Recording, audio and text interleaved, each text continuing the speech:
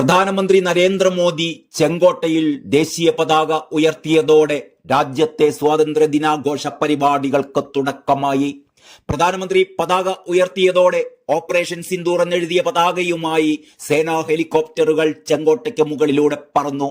അഭിമാനത്തിന്റെ ഉത്സവമാണ് ഇത് എന്നും കോടിക്കണക്കിന് സേനാനികളുടെ സ്വപ്ന സാക്ഷാത്കാരമാണ് സ്വാതന്ത്ര്യമെന്നും പ്രധാനമന്ത്രി പറഞ്ഞു. ഭരണഘടനയാണ് വഴികാട്ടി.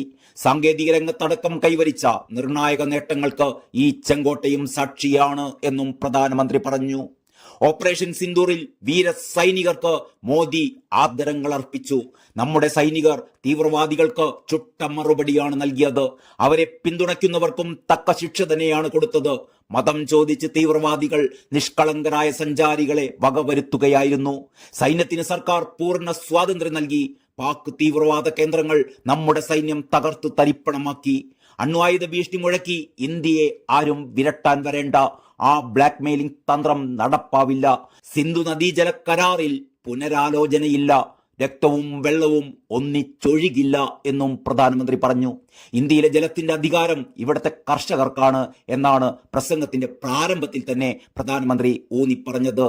രാജ്യം സ്വയം പര്യാപ്തത നേടിക്കഴിഞ്ഞിരിക്കുന്നു. വികസിത ഭാരതത്തിന്റെ ആധാരം സ്വയം പര്യാപ്ത ഭാരതമാണ്. ഓപ്പറേഷൻ സിന്ദൂറിൽ പ്രതിഫലിച്ചതും ഇന്ത്യയുടെ സ്വയം പര്യാപ്തതയാണ്. പ്രതിരോധ ശക്തിയുടെ ആധാരം സ്വയം പര്യാപ്തതയാണ്. നമ്മുടെ ആയുധബലം ശത്രുവിനെ അമ്പരപ്പിച്ചു. ഇന്ത്യയുടെ ആണവോർജ ശേഷി 10 ഇരട്ടി വർദ്ധിച്ചിരിക്കുന്നു. ഈ മേഖലയിൽ നിരവധി പരിഷ്കാരങ്ങൾ കൊണ്ടുവന്നു. എല്ലാ മേഖലകളിലും രാജ്യം സ്വയം പര്യാപ്തത നേടുകയാണ്. ശൂന്യാകാശ മേഖലയിലും രാജ്യം സ്വയം പര്യാപ്തരായി എന്നും നരേന്ദ്രമോദി ചെങ്കോട്ടയിൽ നടത്തിയ പ്രസംഗത്തിൽ പറഞ്ഞു. സ്വാതന്ത്ര്യ സമര സേനാനികളുടെ സ്വപ്ന സാക്ഷാത്കാരത്തിനായി കഠിനാധ്വാനം ചെയ്യാമെന്നും വികസിത ഭാരതം കെട്ടിപ്പടുക്കാമെന്നും പ്രധാനമന്ത്രി എക്സിൽ പങ്കുവച്ച പോസ്റ്റിൽ കുറിച്ചിരുന്നു.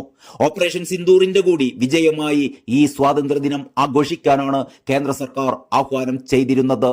സ്വാതന്ത്ര്യദിന ആഘോഷങ്ങൾ കണക്കിലെടുത്ത് രാജ്യ തലസ്ഥാനം അതീവ സുരക്ഷാ വലയത്തിലാണ്.